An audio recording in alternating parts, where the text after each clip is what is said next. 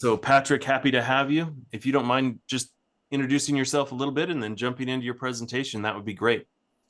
Yeah, absolutely. And thank you, Taylor and Spencer and Hannah and everybody who's been on and part of this, and happy to be here. And yeah, I guess for the brief intro, I mean, it's sort of in the presentation. I'll go ahead and share that real quick, but it is kind of short version is you call it executive performance advisor. And what we do is working with a lot of groups to just do that, optimize performance on the business side and then on the health and performance side as well.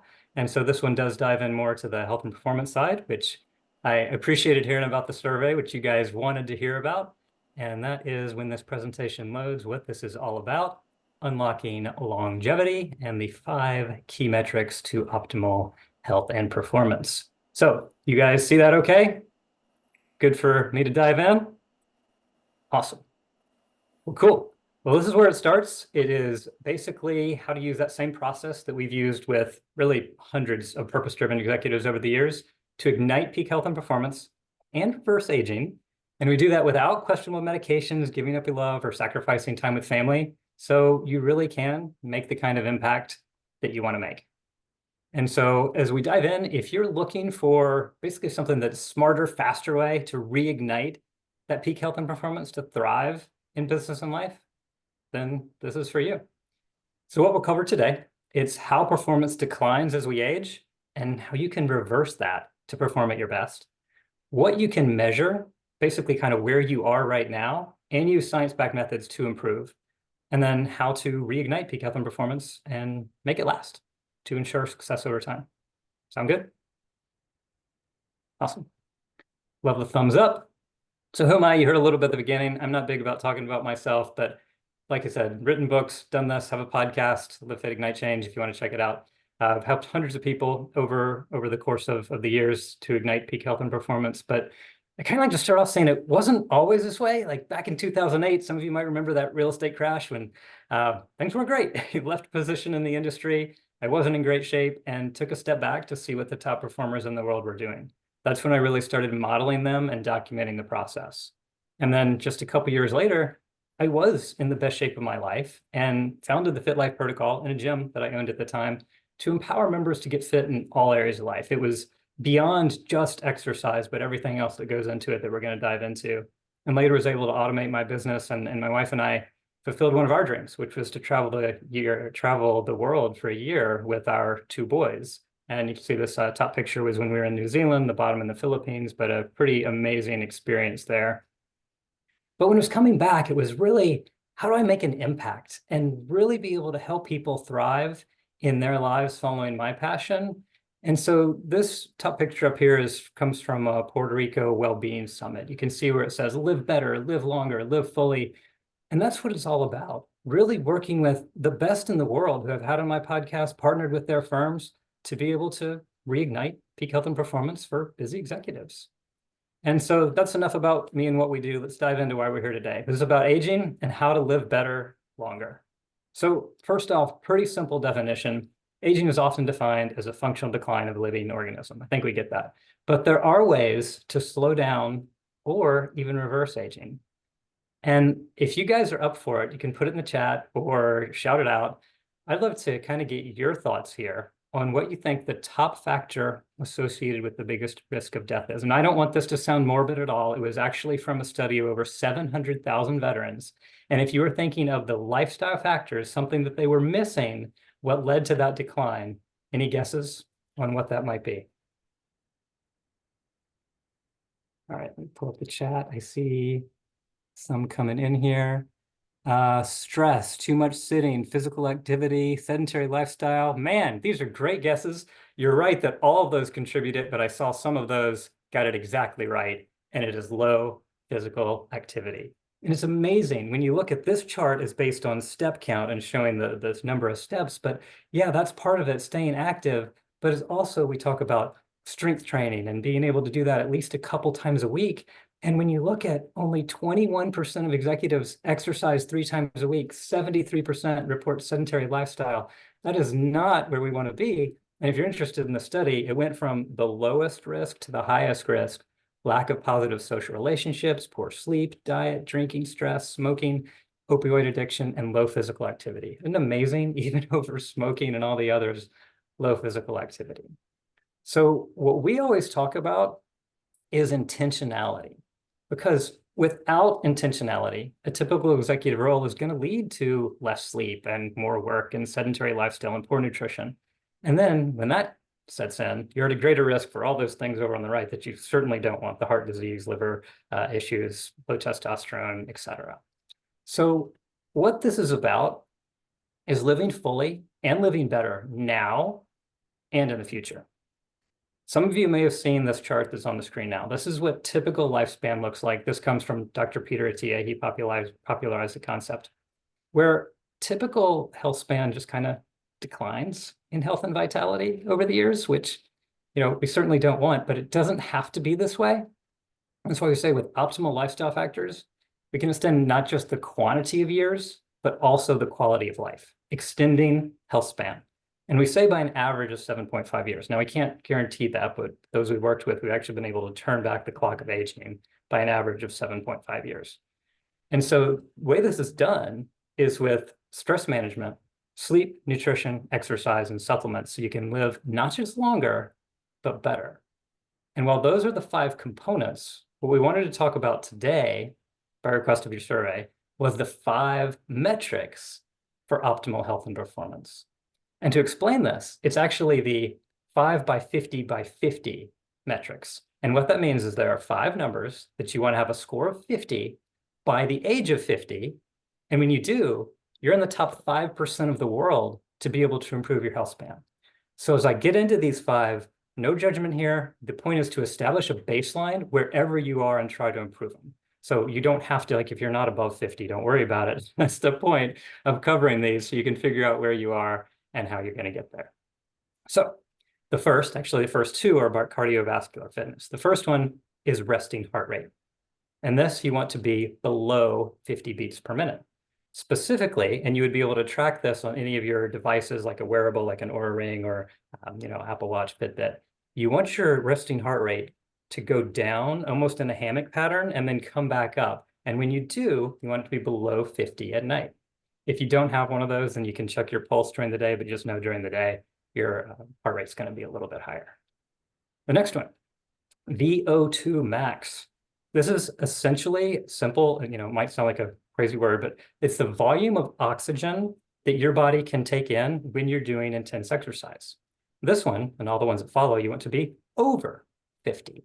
Again, some of the wearables will track that, but there are so many different ways. There are online calculators to be able to track how much volume you're getting in of oxygen, or you can go to a medical lab or clinic to be able to do that. I'll give you a sheet at the end that shows you exactly how to measure all this, so you'll be able to do it then. Number 3, ability to recover from stress. This is heart rate variability, or HRV. You want this one to be over 50. Now, heart rate variability, what this is basically the measurement of the difference in your heartbeats, the difference between the parasympathetic nervous system and the sympathetic nervous system, meaning, are you more in the rest and recovery zone, or are you more in the fight or flight zone? And so this is while you're sleeping, you want it to go up, and kind of going to see that trend go up if you're looking at your wearable or a ring, whatever it may be. And so again, aim for 50. That just means you're going to be in better overall health, less stress. Number 4, and this one can be easier than some of the others for people, but it's about stability. Because as we age, a lot of times people have problems when they fall. And so the part here is very simple. It's balance on one leg for over 50 seconds. That one's pretty self-explanatory. And then the 5th is for strength. We've got to have strength later in life to be able to have great longevity. The simple measure here is max unbroken push-ups, more than 50.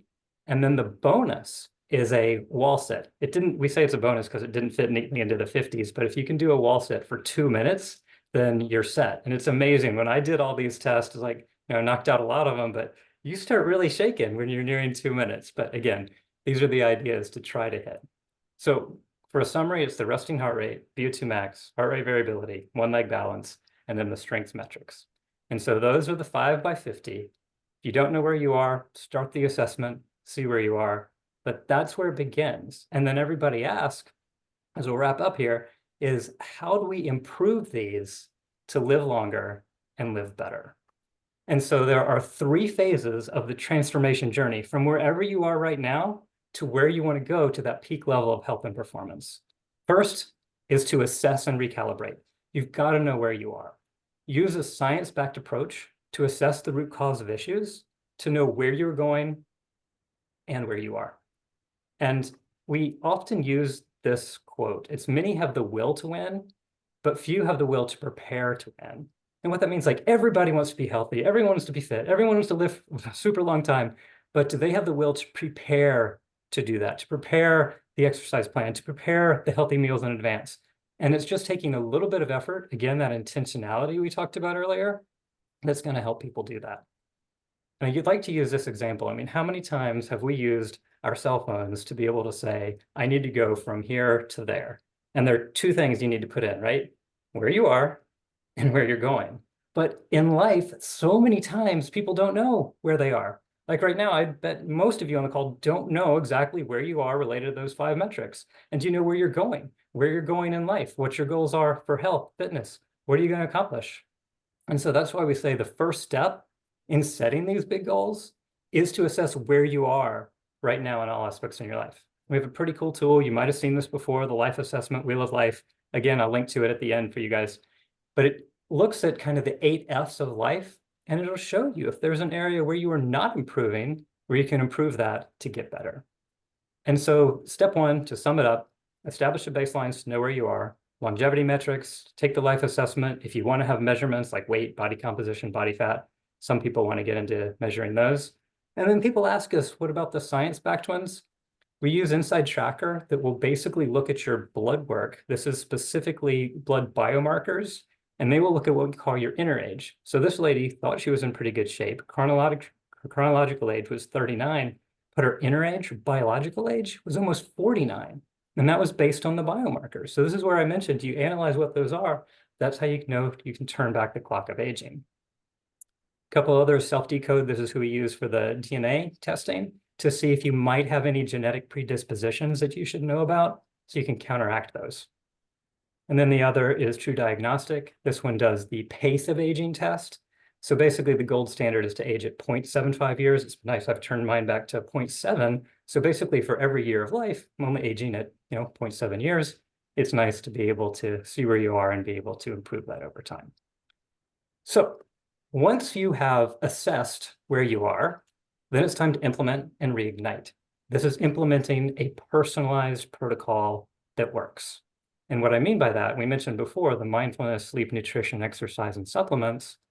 In a survey of top performers, the one thing that 100% of them had in common was mindfulness. And it's just taking a little bit of time, visualization, quiet time, and focusing on what's most important.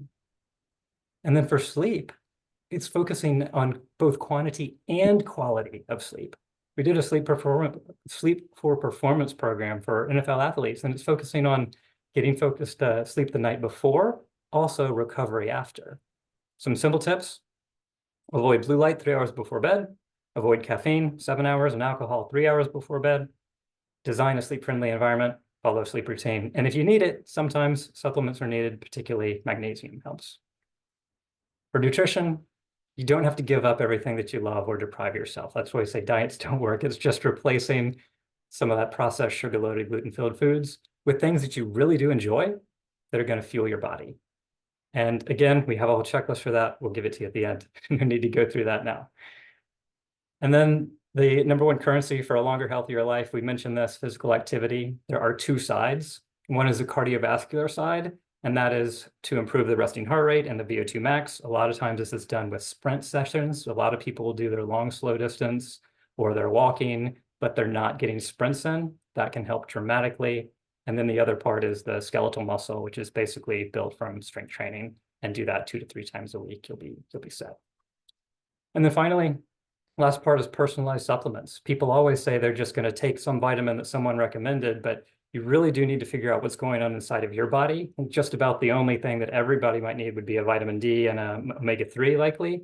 But otherwise, find out what works for you. Like, for example, so many of the vitamins, they use the folate example. Folate comes from folic acid in a lot of the vitamins out there, but 44% of our population has the genes that shows they cannot properly process the folic acid. So they would need to get, and I'm included in this group, I would need to get my folate from a methylated version of folate. So I mean, it's simple stuff like that. Just know what's going on inside of you and be able to make those changes to make it work. So then last step to wrap up is got to systemize the process with accountability for lasting results. Because many times, people are motivated to start. They might lose weight for a short time, but then get it all back. And it's frustrating. It's not meant to be a yo-yo. That's why diets fail. Willpower will only get so far. It's systems and accountability that make it work and create the lasting change. Like Eleanor Roosevelt said, I love this quote, "The future belongs to those who believe in the beauty of their dreams and have a system in place to achieve them." And so that's like when we talk about, you hear the words discipline, routines, and accountability. Those might not bring up a lot of feelings of joy and excitement, but they are the keys to freedom. Where all this came from was our business, basically the business disciplines from the elite execution system. This is a system that we train on under the firm I was with at DOP Capital 5 years, from 500 million to 5 billion in assets. And we combine that with the personal disciplines from the Fit Life protocol. So you really can live fully in all aspects of life. You have the system, you break it down to what you want for the year, you break it down to the quarter, you break it down bi-weekly. This is all in the document at the end, so I don't need to cover that now.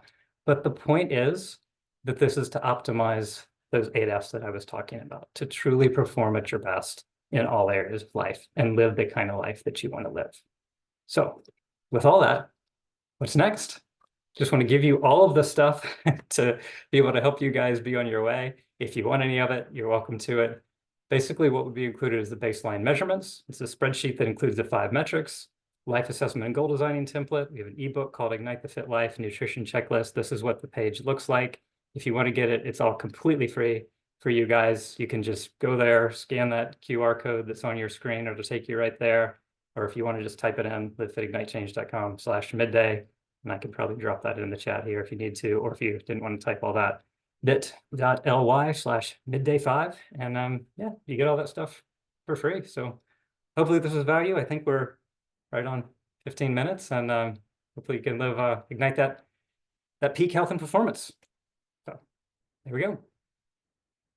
Very cool. Patrick, thank you very much. That is awesome. Really appreciate you offering those resources. And fantastic presentation. I didn't feel bad at all when I checked my resting heart rate or realized that I probably can't do 50 push-ups. I didn't feel bad. Actually, I did. Resting heart rate was 75. But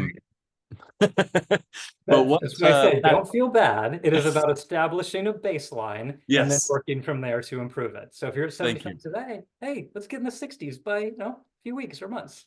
I like it. I like it. So I do want to employ some of these things that you provided, some of these tips. I'll jump in with the first question, and then would love everybody to either put your questions or comments in the chat or unmute yourself. But what is the biggest mistake that you see people making when they decide to make a change like you're describing? Wow, biggest mistake. I like that question. I think we see so, I don't want to say so many mistakes, but I think the thing that comes to mind right away is that people aren't happy with the results they are getting immediately, meaning they think that they need to lose so much weight. Like I have to go out and shred all my weight and get 6-pack and all this like right away.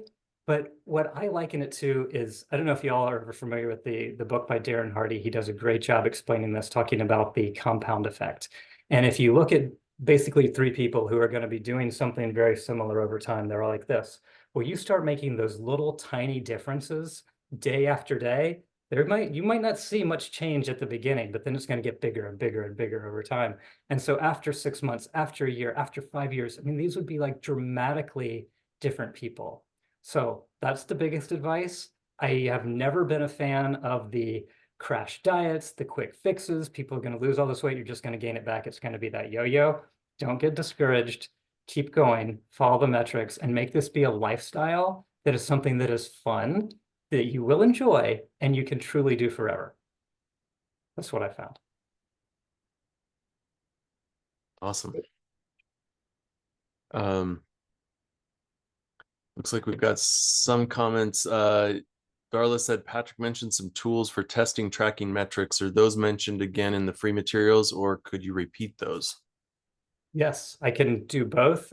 Yes, they're absolutely in the free materials. If you basically click on that QR code or the go to the website, and I'll drop that in here in a sec. The first one is a download. What that download is basically an Excel file or a Google Sheet, however you want to use it. And within that, it has everything in there. It links out to exactly how you track all of your baseline metrics, the 5 keys, what the 5 keys mean and why they're important. And then down below that are all of the testing options, the inside tracker, self-decode, and true age, which are the 3 that we use.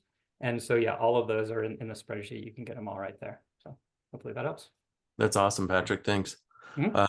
I'll ask another question because I don't see any coming in the chat for a second, but how would you suggest, since I mentioned I did get my heart rate on my watch, how would you suggest I change the goals, the move goals on my watch? How should I set those so that I'm making that incremental change or doing it a little by little? Like right now, I think they're factory set and it tells me to stand up every hour or something like that, and then tells me that I don't move enough every day. But how should I be setting those for me personally? Okay. Yeah, good question. I don't know exactly which watch or goals you're referring An to. Apple Watch, so it tells Okay. me steps, how many minutes I exercised, and I think heart rate, stuff like that. Perfect. So that is excellent that you have all those. I would start with step one is record those baselines, meaning the baseline, go in and see where you are right now, and then think about where you could realistically get to. I know it's cliche to talk about the SMART goals, but how can you make something that is specific, measurable, attainable, relevant, and time-based? So let's pick a time out on the future when you want to improve that step count or get the resting heart rate down, or whatever the metric is that you want to fix. I would write it down somewhere else, maybe a journal or that spreadsheet that I sent, be able to come up with those. And then, yeah, add them to your watch, however you want to add them to your watch to be able to get the metrics every day. But what I love is being able to, kind of like what I referred to in that presentation, is if we are looking at specifically, like you mentioned, your resting heart rate. So it's at 75, you want to be able to get that down. But what are the things that you need to do? Like let's say a resting heart rate, you can at least go down average, 10 points per night. So you want to be at 65 in 3 months. Okay, well, what are the activities that you need to do? We call them the lead measures that will then lead to that lag measure. The lag measure, the result of the activities, is getting down to the lower resting heart rate. So what things can you do to start? And this is where the real magic comes in. Yes, diet, nutrition, exercise, that kind of thing. But when you say, okay, in the first 2 weeks, I need to establish my meal plan that I want to do. I want to be able to do strength training twice per week. And then I want to be able to do sprints, because I alluded to it earlier. If you're looking to specifically lower your resting heart rate, and when we get into the sprints, it's basically the idea of doing, you can start with as little as 20 seconds, can go all the way up to 4 minutes. And just to explain that, we talk about the different zones of training, where zone 2 is where you would be able to do a light jog, carry on a conversation. If we're talking about sprints, we're really kind of up in that zone 4 and 5, where it's going to be very difficult to carry on a conversation, but it's something you want to make sure you're healthy for, build up to it. Just do 20 seconds on, 20 seconds off, like 4 times to be able to start. But then over time, you can build up to 4 minutes. So a lot of times I'll do sprint workouts like that, 20 seconds on, 20 seconds off, before doing a strength training workout. But if I'm really going to do more of a cardio training day, I go out to the beach and I might run 4 minutes on just about as fast as I can. And then 4 minutes are going to be a very slow jog or even a fast walk. So that's the idea of looking specifically at the metrics that you can control over those 2 weeks. And then so maybe your next 2 week goal would be, all right, well, have I moved the measures enough? Would my heart rate be down to maybe 70 by this point? Has it gone down 5? And so you're looking at all the metrics along the way. So that was a long answer to basically say how you could go about solving that. But the point is being able to take it a little further than your watch. Yes, update the watch goals, but look at all the things that you really need to do to hit those goals over time. I like that. Okay. Thanks. Got some questions in the chat now. Elaine, I Awesome. like your comment about having a plan B for exercise. Ryan asked, what are the biggest failures you see of people who join your program? Hmm. That's some good questions. Biggest failures. Um, when I read that, I'm thinking about it. My first reaction is there aren't failures when people are making the efforts to improve themselves, and there's always going to be something that they can improve upon. I would say, if I'm really trying to answer you with something that people do, though, is I think this might be, I go back to the SMART goals, setting goals that are not realistic enough. Like they want to lose, and even this is different from my previous example, saying how far out they want to go. They want to lose 100 pounds in a year. I mean, it's possible. We've done that with folks, but not everybody can. That's going to be a pretty significant lifestyle change. Make sure, I go back to the goals. Are they realistic? Is it something you can accomplish in time? I think the other part would be something that someone would just, like, if it is they want to be able to build up so much strength that they're going to be benching some ridiculous number, but they've got shoulder issues and pain that is not going to allow them to do that.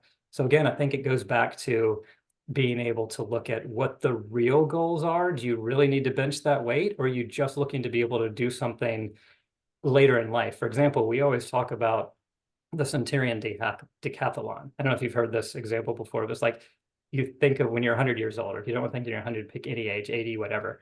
You go out that far, like what are the 10 things, that's where the decathlon comes from, that you want to do when you're 100 years old? Is it you want to be able to pick up a grandchild? You want to be able to walk upstairs? You want to be able to walk up a mountain? Whatever it is, those are the kind of things we need to start training for right now. So that's the idea of just don't set those goals that are crazy to set yourself up for failure, but set something that's going to work for that longevity, that what this is all about. Set it up so you win over time. Cool. Very Simple cool. wraps. Couple other comments and questions. Mhm. One was, what about the Aura Ring for wearable metrics? Mhm. Do Yep, you that like? was great. I've got my Aura right here, and it really is whatever you choose to wear. Some people will want to wear their Apple Watch, Fitbit, Garmin, Whoop strap. All of those are popular. I did choose the Aura Ring for myself just because I'm kind of weird. I don't like wearing a watch, so it's like, what's going to work for me? I say the Aura is specifically excellent on sleep metrics. The only downfall for it is I would not call it a great activity tracker, because if I am ever doing workouts, doing kettlebells or barbells or pull-ups, obviously that's not going to work with the ring, so I will have to take it off, and then I record my basically that whatever I did manually after that. But otherwise, for sleep metrics, it's probably the best that I've seen. So it is excellent, and that is how I use it to look at my HRV and resting heart rate and all the others. Very cool. Question from crew. Do you have any tips in making that motivation last, or how to keep myself accountable? Absolutely. Love that question. That is what step 3 is all about. We have to have the accountability. We say we need 3 things: knowledge to know what to do, fun, so you enjoy it, so you actually want to do it over time. And number 3, most important, is that accountability. How can you get the accountability to keep your own motivation up, or to basically have the accountability to do it? So a lot of times, if you want to do it yourself, if you're self-motivated, then using some type of tracker, use a spreadsheet, have daily metrics. I use our Elite Journal to be able to go through, and I write down every morning exactly what my key metrics are. Did I achieve those the previous day? And I rate myself, did I win the day or did I not? And then what can I do that day to make it most successful? So that is one way to do it with kind of on your own. The other way for accountability is to get a buddy, a workout partner, someone who wants to go through this with you. I mean, you think of all the people in the world, everybody pretty much wants to improve their health and performance in some way, right? Find someone that could hold you accountable, and you can do the same for them. And it's been so amazing. Obviously, I love our programs, and we work, and sure, that's the way you could get accountability, work with a coach or an advisor as well. But my point being is, like, some of them is my favorite ones we've worked with have been couples, because we always say an accountability partner is amazing. But when you have an accountability partner in your own home, it's truly amazing. So we've got these husband and wife, like the husband likes to go eat chocolate, and the wife is like, wait a second, I got to hold you accountable. You can't do that. The wife doesn't like to work out, but he's got to get her to go get her steps in and go to the strength training. So that's what I mean. Finding somebody that's going to hold you accountable and make you do it can be just an amazing way to do it. And as long as you do, make it fun so you'll enjoy it and want to stick with it. That's awesome. Last question coming in from Elaine. Can you do a gap analysis? I'm an athlete, but I might have gaps. Oh, and I hate running. Yeah, love those. Might be too long to try to digest all of that right now, but yes, it is all about figuring out where you are and where the gaps are whenever we go through the questions. And I'll give it to you guys when we have these assessment calls. We call them performance assessment calls. It's like, where do you want to be? What are your goals? It's a lot of what we just talked about, but then we'll map it out and say, okay, well, where do you want to be in 6 months or 12 months? What's the ideal you, Elaine, at that point? Like, where do you want to be? And then what are the gaps to be able to get there? So that's part one, the individual gaps that you might have. But then look at the assessments. If you've taken any of those, look at your blood work, see what areas might be high, try to track your food and see what areas might be out of line. Or is it exercise? Or is it that you're not getting enough sleep? Or is you're not taking enough time for mindfulness? So it's a lot of those type things that you can start looking and seeing where those gaps are, and not to get overwhelmed, just start with one. Think of the one thing that you can do. And actually in those free materials, there's one of the buttons over on the right-hand side. It's called the 7 Ways to Get Fit. It's a way to do a mini challenge in the next 7 days.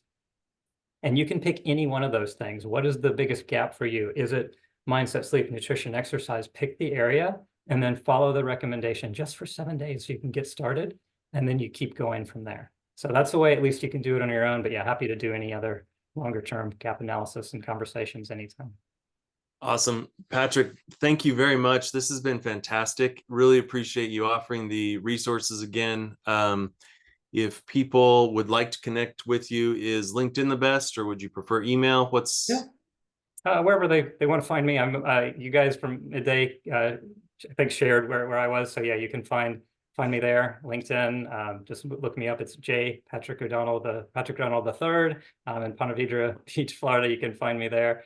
Or yeah, email if you want that. It's Patrick at livefitignitechange.com. That's the podcast. You can connect there. Live Fit Ignite Change, or I think you should have this. If you did download the materials, then contact information is in there. Feel free, reach out anytime. I'd love to connect. perfect? Patrick, again, thanks so much for your time. Thanks everybody for coming, and we'll see you all next week. Thanks all. Thank you.